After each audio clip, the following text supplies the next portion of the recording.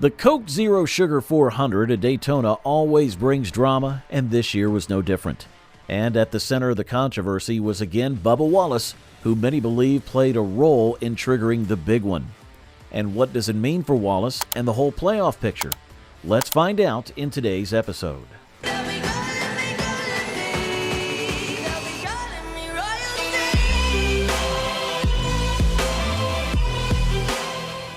The wreck took place in typical Daytona style, pack racing at speeds of nearly 200 miles per hour, where cars run only inches apart and the smallest mistake can cause chaos.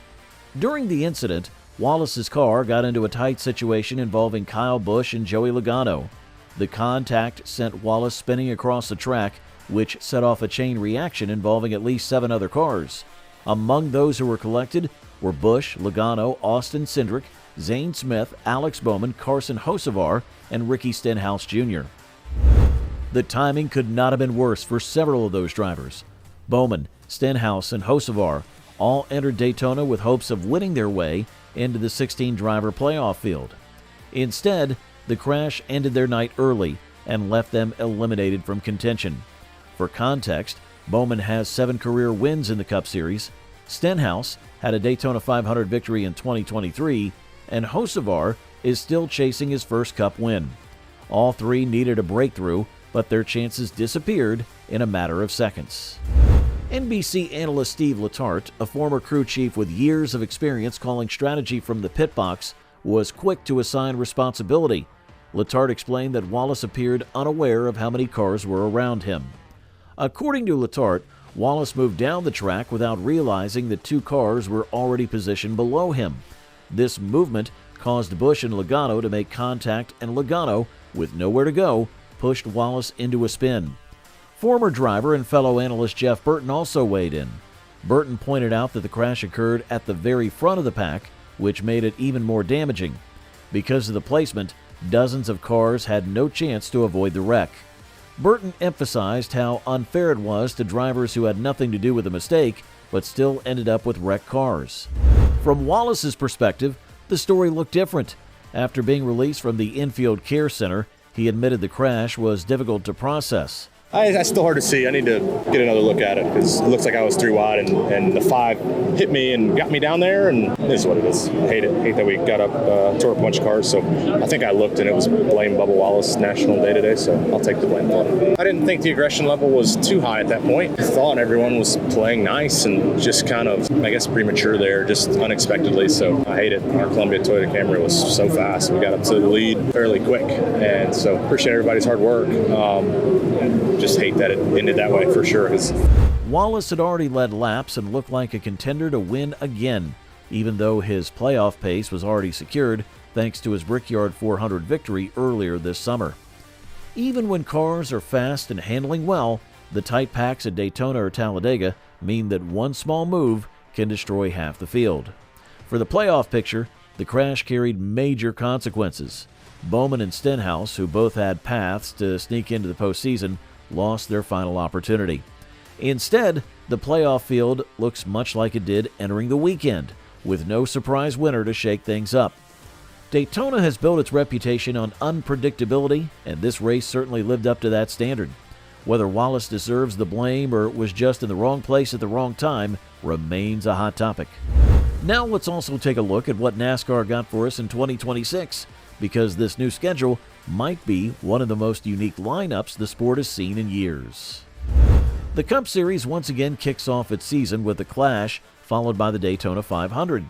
Daytona remains scheduled for Sunday, February the 15th of 2026, continuing the tradition of opening the year with the biggest race on the calendar. Daytona's history stretches back to 1959, and every season it marks the beginning of the championship chase. After that, the early season races mostly remain familiar, but one of the first changes is the spring Darlington being moved a little earlier. That may not sound like a massive shift, but the date of a race can affect weather, fan turnout, and even tire wear. Moving Darlington earlier could mean cooler track temps and more grip, which may completely alter the racing product compared to the past years. Watkins Glen is one of the biggest early season moves.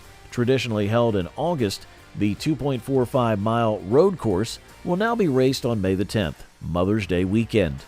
That means fans who usually camp out in the warm late summer will have to adjust to cooler spring conditions. It also changes the flow of the season because one of NASCAR's most popular road course races is no longer a playoff lead-up, but rather an early challenge. Some fans love the shift. Others worry it breaks a tradition, but either way, it adds variety earlier in the year. One of the most surprising announcements is the All-Star race at Dover.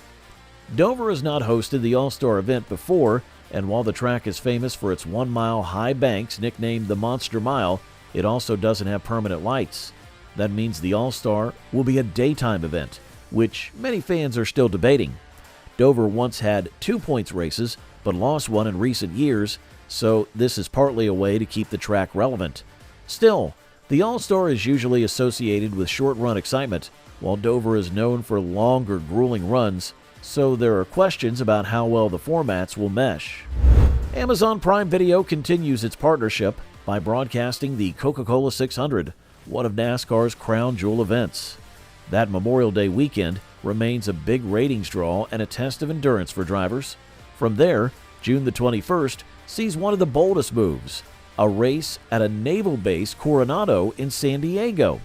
NASCAR has never raced on a U.S. naval base, and the promotional tie-ins with patriotism, military history, and the 250th birthday of the United States in 2026 make this race one of the most hyped of the year. Many fans compare it to Top Gun, with NASCAR using Navy imagery in its promos. July also brings fireworks, literally and figuratively. On July the 5th, Chicagoland Speedway returns, replacing the Chicago Street Race. Chicagoland is a 1.5-mile oval with aging asphalt, which usually produces side-by-side battles and tire fall-off. The track last hosted Cup racing in 2019 before being dropped, so its return is being celebrated as a victory for traditional oval fans. The very next weekend, July the 12th at Atlanta Motor Speedway, they'll host a night race, which always increases drama at a superspeedway-style track. Then on July the 19th, North Wilkesboro will host its first point-paying Cup Series race in nearly 3 decades, scheduled for 400 laps. After the Brickyard 400 in late July, NASCAR scheduled a second off week. This is big news because the Cup Series usually allows very little downtime for crews who work 40-plus weekends a year. By adding 2 off weeks, one around Easter, another around Indianapolis, NASCAR is giving teams, media, and staff more recovery time. That is seen as a positive for the long-term health of the sport. The playoffs once again begin with the Southern 500 at Darlington. That iconic race has been the playoff opener for several years and remains a fan favorite. New Hampshire has been removed from the playoff lineup, while the Charlotte Roval stays in the round of 12. Many fans still question why the Roval was kept when Watkins Glen could be used instead. Still, NASCAR seems committed to at least one road course in the playoffs. Finally, the championship weekend returns to Homestead Miami Speedway from November the 6th to the 8th, restoring a tradition that many fans prefer over Phoenix. Homestead's multi-groove racing and high tire wear make it one of the most driver-friendly tracks for a title fight. And that's it for today's episode. Don't forget to give this video a like, smash that subscribe button, and also ring that notification bell for more upcoming updates.